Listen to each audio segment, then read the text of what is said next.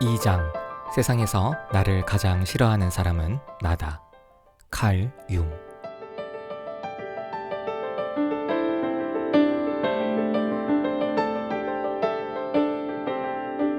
내 삶의 방향성을 알려주는 마음. 올해 50이 된 지선 씨는 요즘 자기 자신이 뭔가 달라지고 있음을 느낀다. 원래는 감정을 표현하지 않는 스타일이었는데 요즘에는 표현하고 싶은 마음이 강하게 든다.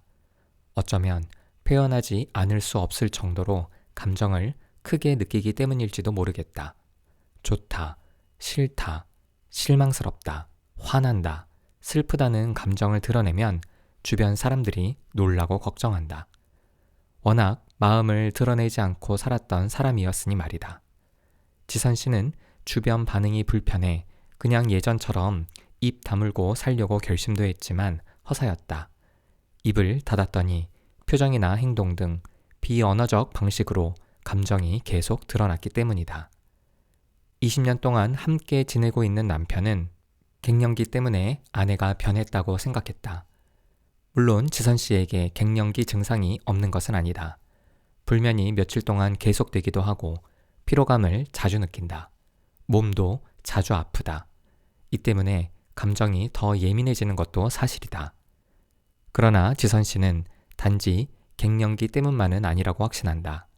왜냐하면 자신의 변화가 감정 표현에만 국한된 것은 아니었기 때문이다. 관심사도 크게 변했다. 대학을 졸업하고 곧바로 입사한 외국계 기업에서 승승장구하던 지선 씨는 결혼 후에도 일을 쉬지 않았다. 아이를 갖기 위해서 할 수 있는 노력을 다했지만 결과적으로 아이가 생기지 않았다. 잠시 우울했지만 감정에 휘둘리지 않으려고 애썼다. 불임 부부라는 사실을 받아들이고서는 더욱 일에 매진했다. 연봉도 많이 올랐고 욜로족처럼 현재의 즐거움을 위해 살았다. 철마다 명품 가방과 옷을 샀고 해마다 차를 바꿨다. 해외여행도 자주 다녔으며 집도 조금씩 넓혀갔다. 남들이 부러워할 만한 모든 것을 가지고 있었다. 보통 이런 경우는 모든 것이 다 있어도 아이가 없어 우울하고 힘들어하는데 그녀는 그렇지 않았다. 자신의 운명이라 생각하고 일찍 마음을 접었기 때문이다. 이처럼 지선 씨는 지금까지 편하고 안락한 삶, 즐겁고 화려한 삶을 추구했다. 동시에 일희일비하지 않는 평온한 마음을 최고로 여겼다. 불임이라는 진단을 받았을 때도 수많은 시술이 실패했을 때도 감정의 동요가 크지 않았고 이를 당연하게 여겼다. 사람들은 그녀를 부러워했다. 그녀와 친분이 많지 않은 사람은 그녀의 외적 조건을 부러워했지만 그녀를 잘 아는 사람은 내면의 평온함을 더 부러워했다. 심지어 지선 씨의 남편도 자신의 아내를 대단한 사람이라고 인정했다. 지선 씨는 이렇게 남편을 비롯해 주변 사람들이 자신을 부러워한다는 사실이 한편으로는 부담스러우면서도 당연하게 느껴졌다. 지선 씨도 스스로를 대견하다고 생각했기 때문이다. 그런데 요즘은 작은 일에도 즐거움과 슬픔, 행복과 분노를 크게 느낀다. 또 남편과의 관계에서도 원래 말이 적은 편이었고 오히려 남편이 말수가 많은 편이었는데 이제는 지선 씨의 수다가 남편을 압도하기 시작했다. 비싼 명품을 사는 일에도 집을 넓히고 인테리어를 신경 쓰는 일에도 흥미가 사라졌다. 대신 심리학이나 철학에 빠져들었다. 늘 성과 위주의 삶을 살았던 지선 씨는 그동안 인문학을 무시해왔다. 무능력한 사람들이 현실에서 도피하기 위해 찾는 학문 정도로 생각했다. 하지만 요즘은 관련 서적을 탐독한다. 혼자서 책을 읽기도 하고 또 도서관이나 시민대학의 인문학 강좌도 수강한다. 강의에서 알게 된 사람들과 스스럼 없이 어울리기도 했다. 예전 같으면 할 일 없어 빈둥거리는 인간들로 취급했을 사람들이었다. 확실히 지선 씨의 변화는 갱년기로만 설명하기 어려웠다. 지선 씨는 자신의 이런 변화가 낯설게 느껴졌지만 싫지 않았다. 그동안 느껴보지 못했던 삶에 대한 열망과 사람에 대한 흥미가 느껴졌기 때문이다. 정작 그녀의 변화에 적응하지 못한 사람은 남편이었다. 당신 요즘 정말 이상해. 내가 20년 동안 함께 산 그 사람이 맞나 싶어. 예전에는 늘 성과 위주였잖아. 비록 겉으로 내색은 안 했지만 사람들의 시선을 중요시하면서도 사람들이 늘 싫다고 했는데 말이야. 요즘은 전혀 다른 사람이 된 것 같아. 도대체 무슨 일이 있는 거야? 여보, 나도 내가 요즘 왜 이러는지 모르겠어. 굳이 말을 해보자면 지금까지는 내가 억지로 내 마음을 만들어 갔다면 요즘에는 내 마음이 어디론가 나를 이끌어가는 것 같아. 그래서 일단 마음 가는 대로 살아보려고 하고 있어. 지금까지 돈도 벌 만큼 벌었고 성공도 할 만큼 했으니 이제는 내가 하고 싶은 대로 살아도 되지 않겠어? 물론 남편은 지지한다고 말했다. 남편은 단지 아내의 이런 변화가 익숙하지 않았고 혹시 심경에 큰 변화가 있는 것은 아닌지 걱정이 됐을 뿐이었다. 하지만 마음이 자신을 끌어간다는 아내의 이야기를 듣고는 고개를 끄덕거렸다. 정확히 표현하기는 어려워도 그 느낌이 무엇인지 알 것 같기 때문이었다.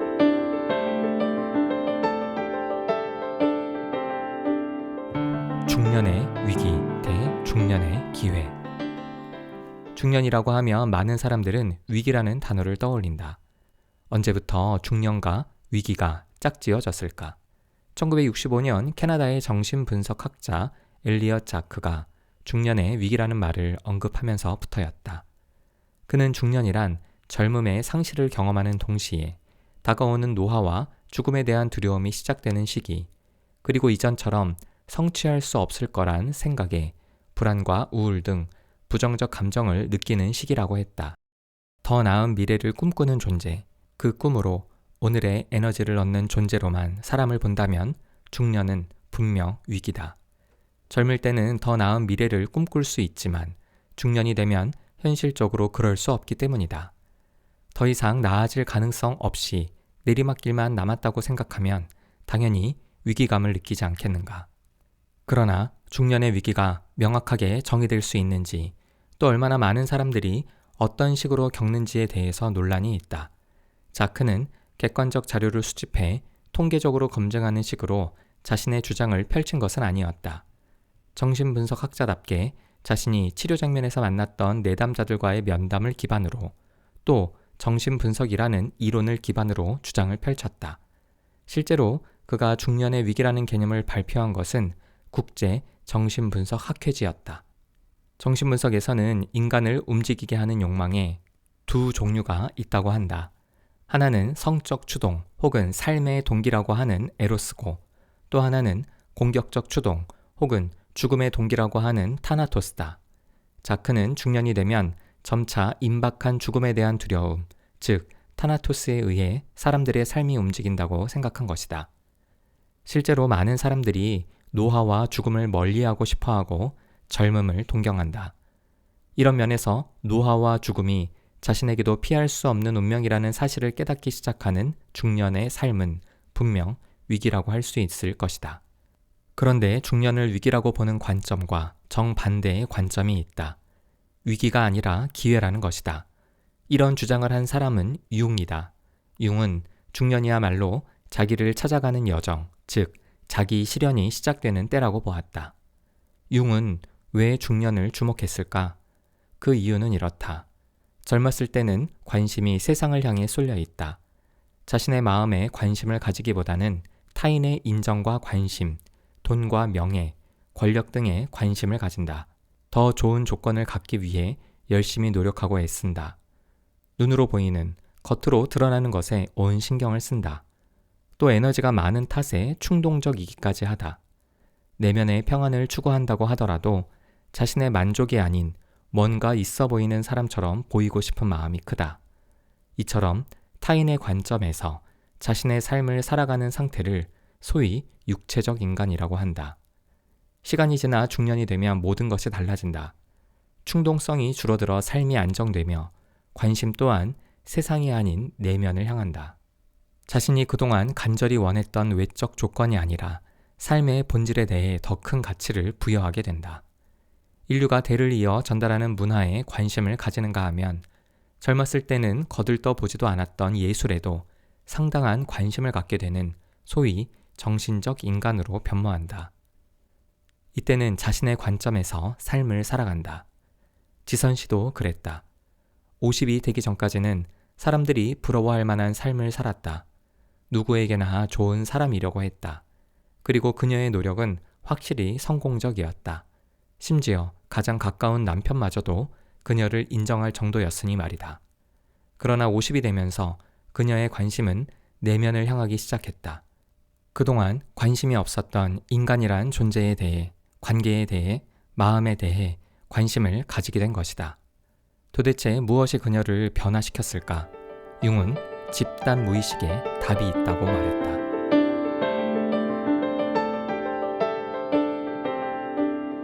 나의 무의식을 넘어 우리의 무의식.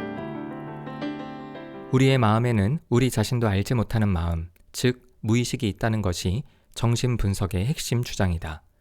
자신의 마음을 온전히 다 알지 못한다는 이 주장은 계몽주의자들의 입장에서는 받아들이기 어려운 것이었지만 마음의 병으로 고통받는 이들을 마주하던 현장가들에게는 너무나 당연한 사실이었다. 융도 정신병원에서 환자들을 만나 치료하면서 환자들이 스스로 다 알지 못하는 자신의 마음에 압도되는 것을 너무나 많이 지켜봤다. 그래서 프로이트의 글을 읽었을 때 그 통찰에 감탄에 마지 않았던 것이다. 그런데 융은 인간의 무의식을 오로지 성으로만 이해하려고 했던 프로이트의 완고함 때문에 그와 결별했다. 융은 자신의 경험을 통해 인간의 무의식은 성을 넘어선다고 판단했기 때문이다. 성도 중요하나 무의식을 성으로만 국한시킬 경우 인간의 마음을 제대로 설명하지 못한다고 여겼다. 프로이트와 갈라선 융은 자신의 경험을 설명할 수 있는 이론을 만들고 분석 심리학이라는 이름을 붙였다. 명칭만 놓고 보면 정신분석과 분석 심리학은 비슷하다. 둘 다 마음과 분석이라는 단어로 이루어졌기 때문이다. 그래서 어떤 이들은 융의 분석 심리학이 프로이트의 정신분석을 계승 발전한 것이라고 말한다. 하지만 이런 주장을 하는 사람들은 융을 배신자로 여기는 프로이트의 후계자들이거나 융을 잘 모르는 사람들이다. 융의 이론을 자세히 살펴보면 무의식이라는 개념만 프로이트와 공통될 뿐 다른 부분에서는 공통점이 거의 없다고 해도 과언이 아니다. 또 무의식이라는 개념 역시 프로이트의 창조물이 아니라 당시 철학자들 사이에서 널리 통용되고 있었다는 점에서 융이 프로이트에게서 받은 영향은 거의 없다고 해도 무방하다. 두 이론의 차이점은 너무 많지만 가장 중요한 것은 집단 무의식이다. 프로이트에게 있어서 무의식이란 개인의 경험으로 만들어지는 것이었다. 개인마다 경험이 다르니 당연히 무의식의 내용도 다를 수밖에 없다. 물론 성이라는 주제는 공통되지만 그것이 억압되는 과정에서 있었던 사건과 경험은 다르다고 했다. 융은 개인의 경험으로 만들어지는 무의식을 인정했으나 더 나아가 인류의 경험으로 만들어진 무의식도 있다고 주장한다. 이 둘을 구분하기 위해서 전자를 개인 무의식, 후자를 집단 무의식이라고 명명했다. 융의 주된 관심은 개인 무의식이 아니라 집단 무의식이었고 융이 무의식을 언급한다면 그것은 곧 집단 무의식을 의미하는 것이다. 인류의 경험이 개인의 마음속에 남는다고?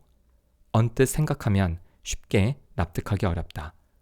융은 문화인류학적 연구를 통해 이를 증명했다. 모든 문화에는 나름의 신화와 전설, 민담과 민화가 있다.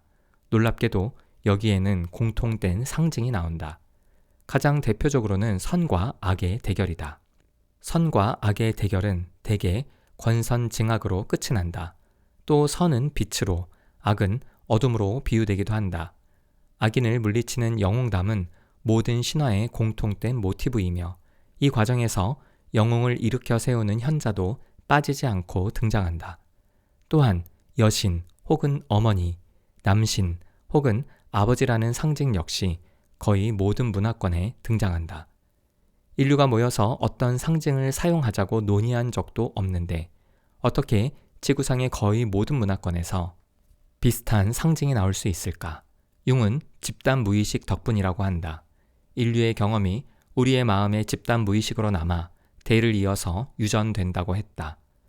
프로이트는 무의식으로 만들어진 억압된 기억과 경험, 감정을 떠올려서 우리를 괴롭게 하는 증상을 해소하는 것을 목표로 삼았다. 즉 무의식을 단지 의식에서 받아들일 수 없는 유아기적 욕구와 해결되지 못한 갈등의 창고로 보고 이것을 의식화하자고 말한 것이다. 무의식의 영역을 축소하여 우리의 삶을 무의식이 지배하지 못하도록 하자고 했다. 이 말은 무의식을 마음에서 몰아내자는 것처럼 들리기도 한다. 그러나 융은 달랐다. 무의식, 즉 집단 무의식을 마음에서 몰아내거나 없애야 할 것으로 보지 않았다. 인류의 경험이 녹아들어 있기에 그 자체로 소중하다고 보았다. 집단 무의식이 소중한 이유는 단지 신화와 전설, 민담과 민화를 계속 재생산해서 인류의 문화유산을 전달하기 위해서만은 아니다. 개인에게도 집단 무의식은 중요하다.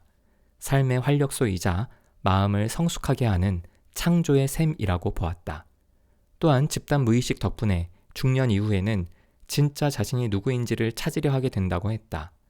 만약 자기 실현의 요청을 무시하고 여전히 눈에 보이는 물질적인 것, 외적인 것만을 추구하는 삶을 산다면 어떻게 될까? 몸이 원래의 이치에서 벗어나면 병드는 것처럼 마음도 당연히 시작해야 할 자기 실현을 거부하면 병든다고 했다. 즉, 우울이나 불안을 비롯해 각종 심리적 어려움을 겪게 된다는 것이다. 이를 바꿔 말하면 마음이 아프다는 것은 이제 육체적 인간에서 벗어나 정신적 인간으로 변모해야 한다는 무의식의 요청으로 받아들여야 한다는 것이다. 그렇다면 왜 자기 실현은 중년에 시작될까? 앞서 언급했듯이 중년 이전에는 외부 세상에 관심을 가진다. 상황과 환경에 따라 그리고 누구를 만나서 관계 맺느냐에 따라 그에 걸맞게 자신의 다양한 모습을 만들어간다. 이를 가리켜 분화라고 말한다. 모호했던 자신의 마음에서 좋은 것과 싫은 것을 구분하고 바람직한 것과 그렇지 못한 것을 구분하는 과정인 셈이다. 자기를 찾아가기 위한 지도가 만들어지는 시기라고 할 수 있다. 마음의 지도가 완성되는 시점인 중년이 되어야 자기 실현을 시작할 수 있다. 이때는 세상이 아닌 내면 세계에 관심을 가지면서 이전까지 분화되었던 자신의 여러 모습을 하나로 통합하려는 과정을 거치게 된다. 그렇다면 자기 실현은 구체적으로 어떻게 진행될까? 이를 알기 위해서는 우리의 마음을 구성하고 있는 여러 구조물, 즉 원형을 이해해야 한다. 원형은 신화나 민담에 등장하는 상징 같은 것들이다. 하지만 단순한 이미지가 아니라 여기에 심리적 에너지가 더해진 상태다. 다시 말해 우리의 마음에는 선과 악, 영웅, 현자, 어머니, 아버지 같은 모습이 있다는 것이다. 단지 이것이 이미지로만 있는 것이 아니라 우리로 하여금 어떤 행동을 하게 할 정도로 에너지가 더해진 것이 원형이다. 이 때문에 우리 마음은 끊임없이 꿈틀거리면서 내적 갈등을 일으키기도 하고 또 현실에서 살아갈 에너지원이 되기도 한다. 자기 실현을 하는 과정은 결국 내 마음에 있는 원형을 만나서 이해하고 분석하고 통합하는 작업이라고 할 수 있다. 원형의 종류는 셀 수 없을 정도로 다양하나 그 중에서도 자기 실현에서 주로 언급되는 원형들은 페르소나, 그림자, 아니마 아니무스, 그리고 자기다.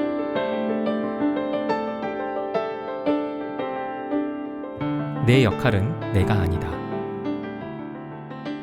자기 실현의 첫 번째 과정은 나, 자아와 역할, 페르소나를 구분하는 것이다.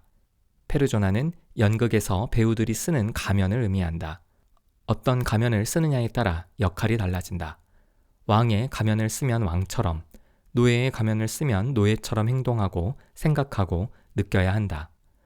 가면을 쓰는 사람은 배우만이 아니다. 우리도 각자의 삶에서 환경에 걸맞은 역할을 하기 위해 가면을 쓴다. 어렸을 때는 자녀라는 역할, 형이나 동생이라는 역할을 한다. 학교에 가면 학생이라는 역할을 하고 또 학생이라는 역할과 동시에 회장, 부회장, 청소반장 같은 역할도 한다. 사회에 나와 일을 하면 역할이 더욱 강조된다. 자기 사업을 하는 사람은 사장이라는 역할, 회사에 취직한 사람은 직급에 따른 역할을 수행한다. 간단히 생각하면 모든 직업이 곧 페르소나다. 직업이 아니더라도 우리는 사람들과 함께 있을 때면 항상 특정 역할을 하는 경우가 많다. 주도적 역할, 수능적 역할, 보조자 역할, 웃기는 역할, 문제 제기를 하는 역할 등 모든 것이 페르소나다.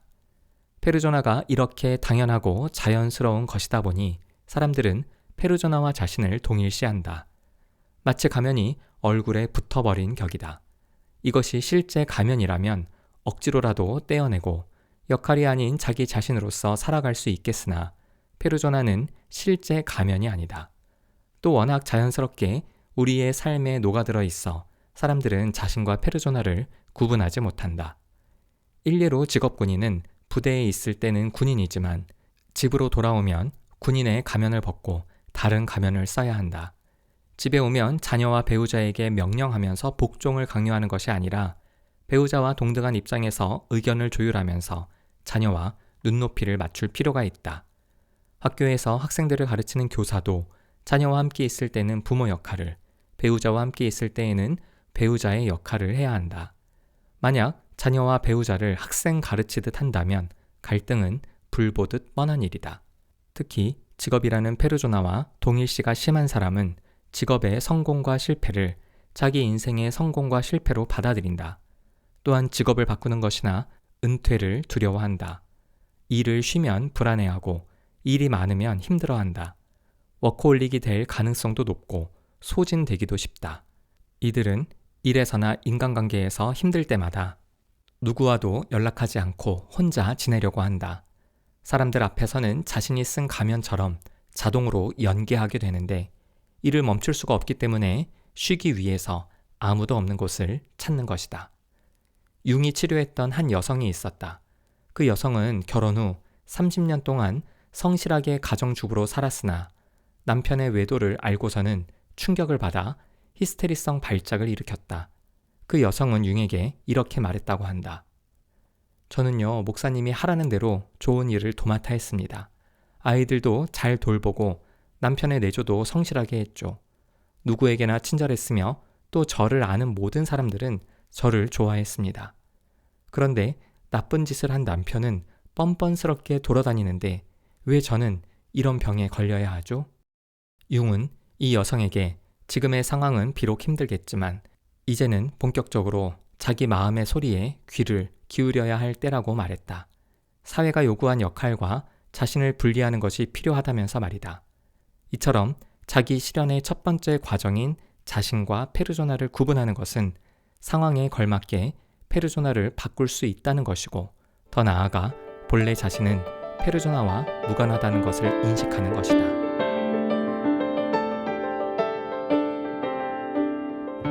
내가 싫어하는 동성을 찾으라. 페르소나와 자신을 구분했다면 그 다음은 그림자를 만날 차례다. 우리는 보통 좋고 화려하고 아름다운 것을 추구한다. 한마디로 빛을 향하여 서 있는 꼴이다. 사람들은 현재보다 더 나은 미래를 원하고 더 발전하기를 소망한다. 그래서 더 배우고 노력하고 애쓴다. 자신의 부족한 점을 발견하여 극복하려고 하고 좋은 점은 더욱 개발한다. 하지만 이렇게 빛을 향해 걸어간다고 어둠이 사라지는 것은 아니다. 빛을 향하면 뒤에는 그림자가 있기 마련이다. 빛을 바라보고 있는 이상 그림자는 볼 수 없다.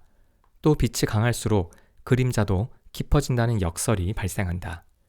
융이 말하는 그림자란 내가 너무 싫어해서 무의식으로 집어넣어버린 나의 열등한 모습이다.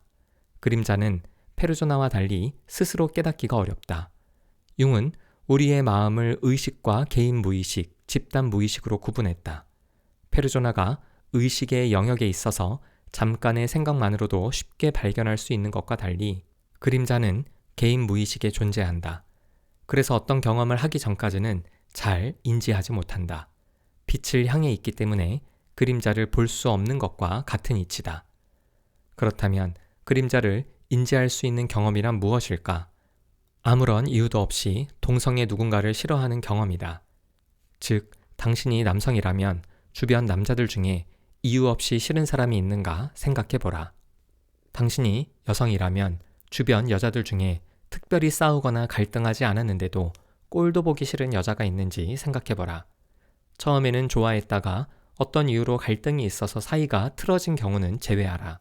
정말 몇 번 보지도 않았고 제대로 된 대화도 안 해봤으며 그 사람에 대해서 아는 것이 별로 없는데도 그냥 무조건 싫은 동성이 있는가? 당신이 그를 그렇게 싫어하는 이유는 당신의 그림자가 투사되고 있기 때문이다. 즉, 그 사람에게서 당신이 숨기고 싶어하는 당신의 모습을 발견해서 싫은 것이다. 다른 말로 당신은 그 사람과 매우 닮았다고 할 수 있다. 내가 저 사람과 닮았다고? 말도 안 돼. 인정할 수 없어. 스스로는 인정하기 어려울 것이다. 자신의 어두운 부분, 열등한 모습, 숨기고 싶고 인정하고 싶지 않은 모습은 개인 무의식에 있기 때문이다. 이를 확인할 수 있는 간단한 방법이 있다. 당신이 싫어하는 사람과 당신을 모두 알고 있는 제3자에게 물어보라. 혹시 저 사람과 내가 비슷한 부분이 있느냐고 말이다. 그럼 그 사람은 당연한 것을 왜 묻느냐는 듯이 그렇다고 대답할 것이다. 부모와 자녀 사이의 갈등에서 가장 다루기 힘든 것 중 하나가 엄마와 딸 혹은 아빠와 아들 같은 서로 동성인 부모 자녀 사이의 갈등이다. 이 관계를 다루기 힘든 이유는 그림자와 연관되어 있다. 예를 들어 인간관계를 힘들어하는 엄마는 자신의 딸이 친구 관계에서 힘들어할 때 위로는커녕 엄청난 분노와 비난을 딸에게 쏟아낸다. 자신은 열심히 노력해서 사람들과 잘 지내게 되었는데 너는 왜 그렇게 하지 못하냐면서 비난한다. 물론 엄마 입장에서는 어느 정도 극복했다고 착각하고 있을지 모르겠지만 사실 그 엄마에게도 여전히 인간관계는 어려운 숙제 같은 것이다. 스스로도 숨기고 싶고 떠올리고 싶지도 않은 자신의 열등한 모습을 딸에게서 보았기 때문에 그 화를 주체할 수가 없는 것이다. 아내를 두고 외도했던 아버지가 며느리를 두고 외도하는 아들을 인정하지 못하는 것도, 학창시절 공부를 못했던 부모가 공부를 못하는 자녀를 싫어하는 것도 마찬가지다. 이처럼 자신들이 숨기고 싶었던 모습을 동성 자녀에게서 발견했을 때 부모와 자녀의 갈등은 걷잡을 수 없다. 이러한 그림자를 어떻게 마주해야 할까? 융은 화해하라고 말한다. 다시 말해 무조건 없애려고 인정하지 않으려고만 하지 말고 그 모습이 자신에게 있음을 인정하고 안타깝게 여기라고 말한다. 아무리 때려야 뗄 수 없으니 차라리 끌어 안으라는 것이다. 자신의 그림자와 화해를 한 사람은 자신과 닮은 사람을 보아도 화가 덜 난다. 그리고 상대를 더 이해할 수 있다. 이처럼 자신의 어둡고 열등한 부분과 화해하는 것이 자기 실현의 두 번째 과정이다.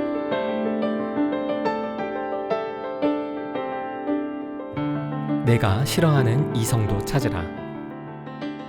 그림자와 화해했다면 이제는 더 깊은 무의식, 즉 집단 무의식에 있는 아니마 아니무스와 만날 차례다. 페르조나가 세상을 향한 역할, 즉 외적 인격이라면 아니마 아니무스는 내면의 인격이라고 할 수 있다. 페르조나가 자신의 성별에 부합하는 모습이라면 아니마 아니무스는 다른 성별의 특성이다. 사람에게는 자신의 성별과 다른 특성, 즉 이성성이 존재한다. 남성에게는 여성성이, 여성에게는 남성성이 존재한다. 그런데 사회화되면서부터 우리는 사회로부터 자신의 성별에 걸맞은 역할을 요구받는다. 이런 성 역할을 충실히 수행하다 보면 자연스럽게 이성성이 억압된다.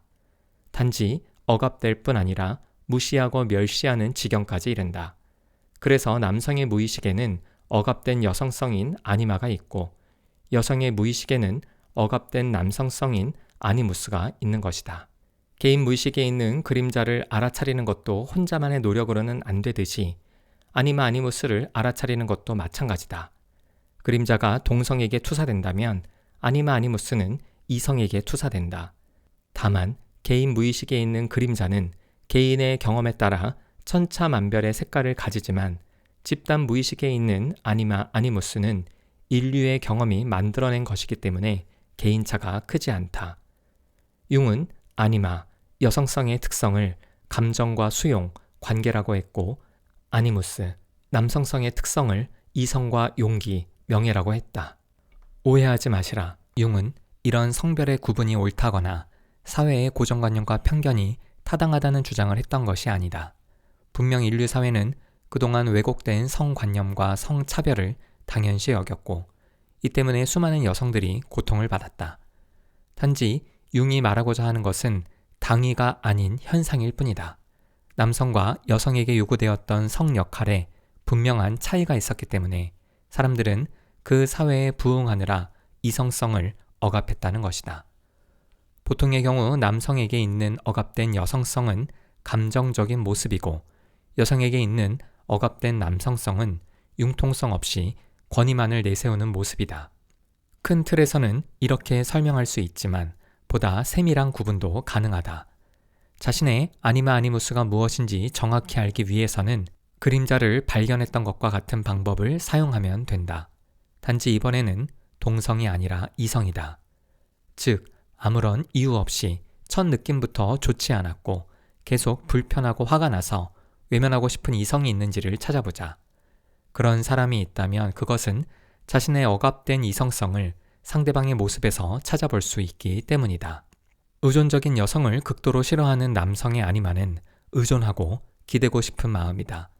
이런 남성은 남들이 보기에는 매우 독립적인 삶을 추구하는 것처럼 보이지만 사실 그 내면에는 의존하고 기대고 싶은 욕구가 억압되어 있다고 할 수 있다.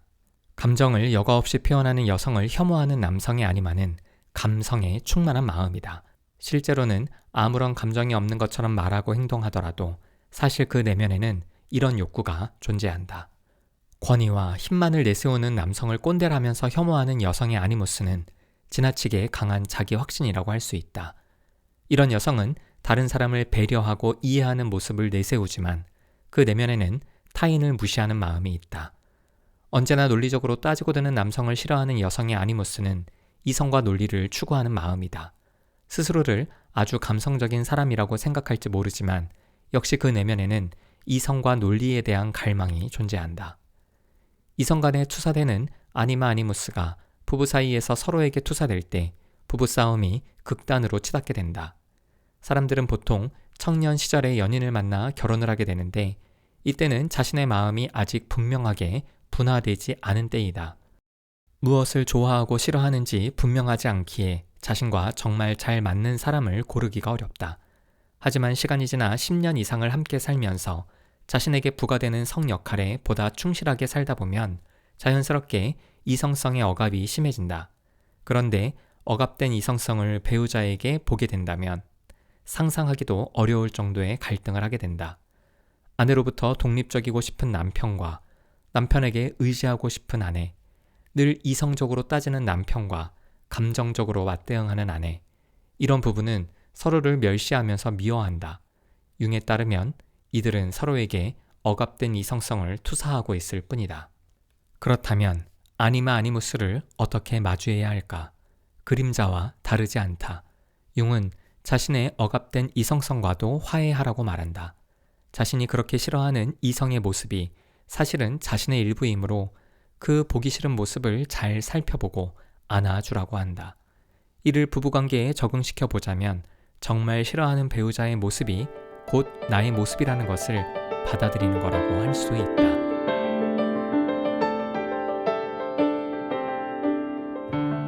자기 실현의 시발점이자 종착점.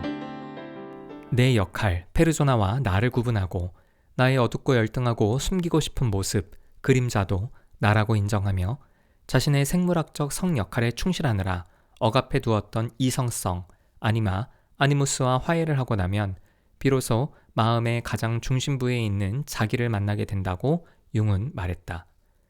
융이 말하는 원형으로서의 자기와 다른 심리학 이론에서 말하는 자기, 자아 존중감, 자기 효능감, 자기 확신, 로저스의 자기 개념 등은 다르다.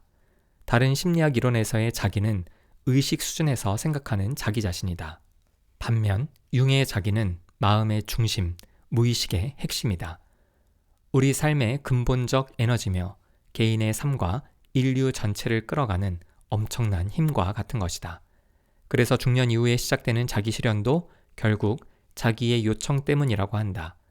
이런 면에서 자기는 자기 실현의 시발점이자 종착점이라고 할 수 있다. 융은 자신의 삶을 이렇게 표현했다. 나의 삶은 무의식의 자기 실현에 관한 이야기다.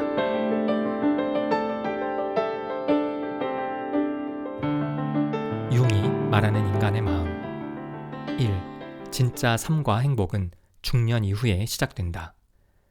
많은 이들은 자신의 삶이 20대와 30대에 결정된다고 생각한다.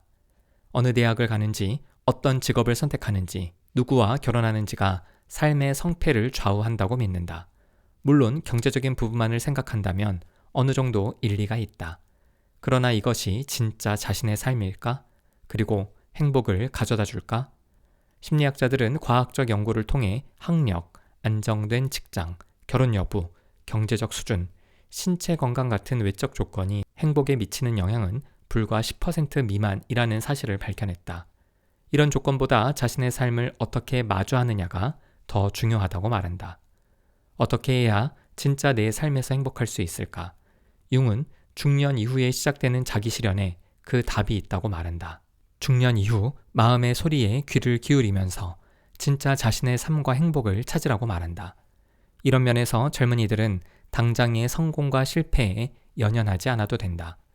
그것이 진짜 자신의 삶도 아니며 행복을 결정해 주지도 않기 때문이다.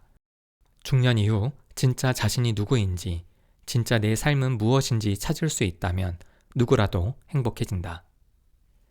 2. 마음이 힘들고 어렵다는 건 마음을 돌보라는 신호다. 정신장애에 대한 오해와 편견이 많이 사라졌지만 여전히 어떤 사람들은 정신장애를 감염성 질환처럼 생각한다. 몸 밖에서 침투한 바이러스나 세균 때문에 생기는 병 말이다. 그래서 정신장애를 가진 사람과 만나거나 신체적으로 접촉하는 것을 두려워한다. 그러나 정신장애는 누군가로부터 옮는 것이 아니라 잘못된 생활 습관으로 생기는 일종의 비감염성 질환이라고 할 수 있다.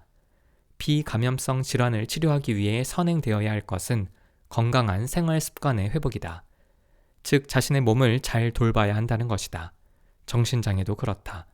우울과 불안을 비롯해 다양한 형태의 심리적 어려움을 겪는다는 것은 우리의 마음을 돌보라는 신호다. 마음은 능동적으로 반응한다. 따라서 우리가 마음을 돌보지 않고 눈에 보이는 것만을 위해 산다면 마음은 정신장애를 일으켜서라도 마음을 돌보라는 신호를 보낸다. 몸의 신호를 무시하면 건강이 무너지듯이 마음의 신호를 무시하면 마음은 더 크게 무너진다. 이런 면에서 마음이 힘들다면 무조건 참기보다는 어떻게든 마음을 돌봐야 한다. 3. 싫어하는 것과 화해하는 게 결국 나와 화해하는 것이다. 자기 실현을 위해 꼭 거쳐야 하는 관문은 나의 열등한 모습인 그림자, 그리고 내가 억압한 이성성인 아니마 아니무스와 화해하는 것이다. 사람들은 기본적으로 자신을 긍정적으로 생각하는 경향이 있기에 자신이 싫어하는 사람을 부정적으로 본다. 굳이 자신을 선, 상대를 악이라고 표현하지는 않지만 마음속에서는 이런 구분이 작동된다. 그래서 상대가 틀리고 잘못되고 나쁘다고 생각하여 배척하고 무시하고 멸시하는 마음을 정당화한다. 그런데 놀랍게도 융은 그렇게 싫어하는 모습이 바로 자신의 모습이라고 말한다. 스스로는 모르고 또 인정할 수 없겠지만 그 모습이 자신에게 있고 또 잘 알고 있기에 상대가 그렇게 미치도록 싫다는 것이다. 사람들은 자신에게 없거나 잘 모르는 면을 보면 궁금하게 여긴다. 반면 자신이 억지로 숨겨놓고 외면하고 억압한 모습을 상대가 자유롭고 편안하게 드러내면 즉각적으로 분노한다. 이런 경우 내 의도와 달리 감정이 요동치고 삶이 흔들리게 된다. 융은 힘들고 어렵겠지만 자신이 싫어하는 것이 자신에게도 있음을 인정하자고 말한다. 내가 싫어하는 사람과 화해해야 자신이 변하고 달라질 수 있기 때문이다. 지금부터 찾아보자. 내가 싫어하는 동성과 이성을 말이다. 생각만 해도 역겹고 화가 날지라도 그냥 외면하고 회피하지 말자. 자신의 마음을 잘 들여다보면 추악한 모습이 저 사람뿐 아니라 나에게도 있다는 것을 알게 될 것이다. 혼자서 자신의 마음을 끌어안는 것은 별 의미 없다. 제일 좋은 방법은 진짜 사람과 마주 앉아 이야기하고 갈등하고 이해하고 화해하는 것이다. 그것만이 나를 역겹고 추악한 모습으로부터 자유롭게 만드는 방법이다.